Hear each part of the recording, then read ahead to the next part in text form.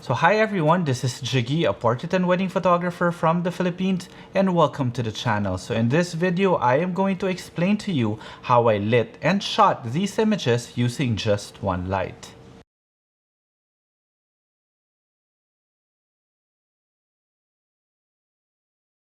So before anything else, if you guys haven't subscribed to the channel and would want to learn more about off-camera flash photography or maybe just photography in general, then this channel is for you. So if you want, you could always subscribe to the channel, and while you're at it, click that notification bell so that you get notified every time I upload a new video. And if you want to see some of my images, you could always follow me on Instagram.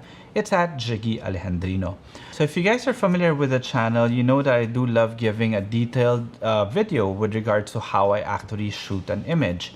But in this particular case, I wasn't able to do that because this was a commissioned maternity shoot and I wanted to be able to get everything that I needed within the span of time that we were allowed to shoot in the area, which was actually about just 2 hours.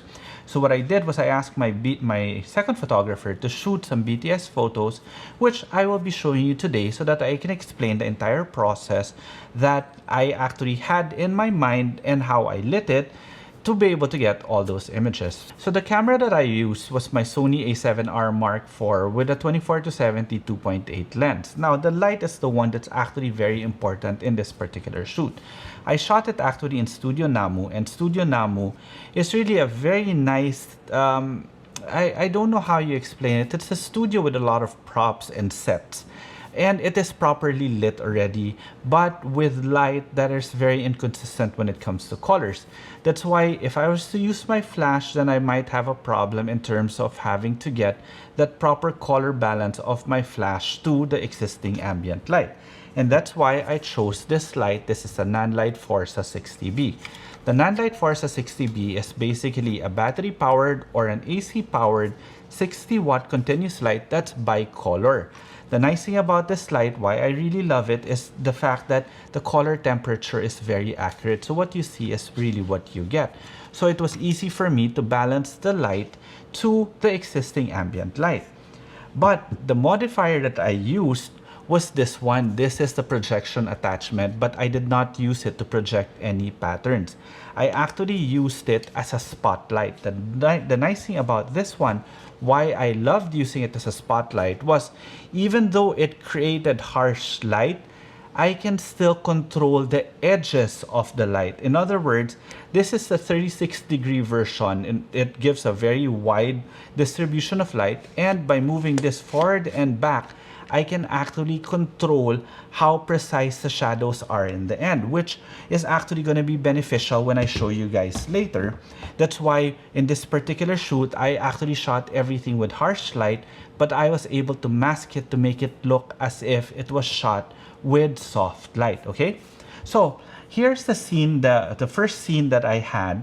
I had the bride sitting down on the bar and the groom leaning over the bar to support her and maybe play around with the tummy. That's why I had my light over here to illuminate both of them. So I will show you the output and then let's explain why the light was there. See, this is the output. You can see that there's some shadows here cast by the Nanlite, this one, but you see that shadow edges here are non-existent because, again, I was able to adjust the focus of my light and basically defocus the light, therefore giving the light a little bit, I don't want to say that it's soft light, but it makes it seem as if it were soft light. Now, again, by using this, I was also able to focus the light just on them. So I had like a spotlight on them without any of the harsh and precise shadows that made it look like a spotlight. So it looked very natural. And that's why I loved using this light. And as you can see, I was able to balance the light properly to that of existing ambient light.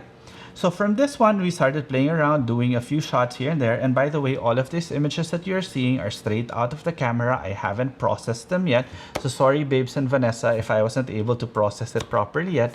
I'm just so excited to bring out these videos already. But I will also show you anyway the processed images at the end of this video. All right. So next, from here, from this area here, I move the light here because I move the groom here. And if I had the light here, I would have cast a shadow on the groom's face. So basically, I just focused the light on them and we started playing around because of this. See, you can see from this one, he was actually holding onto a bottle of beer, cheering his soon-to-be daughter. And that's what we did. We just tried to make it as casual as possible because these guys really do love drinking, but they're not alcoholics, but they do enjoy drinking, and we wanted to incorporate their favorite drink, which is the San Miguel Pale Pilsen. Again, because of this Nanlite, I was able to focus the light on them, and because this light had the ability to focus the light, I was able to defocus the edges, and you can hardly see that there was a spotlight directed towards them. Okay? And lastly, I had the light focus on the stomach of Vanessa to highlight the pregnancy bump. I had the light slightly towards the left, and this was the output of this one. So as you can see, again, I had the light defocus so that it doesn't really give that really defined shadow edge here, so that it doesn't look like there's just a spotlight on her. You tried to make it look as seamless as possible, and by having the ability of really defocusing your light, it really did help a lot in this shoot.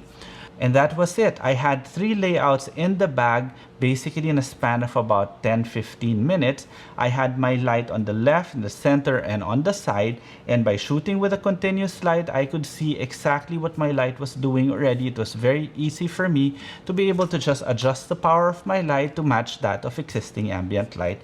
And the fact that this light was so small, it was so easy for us to move it around. Plus, I had the battery, or I think at that time I had it plugged since there was an outlet near it. But if I had the battery installed, it would have been easier for me to just move it here, and wherever it is that I wanted.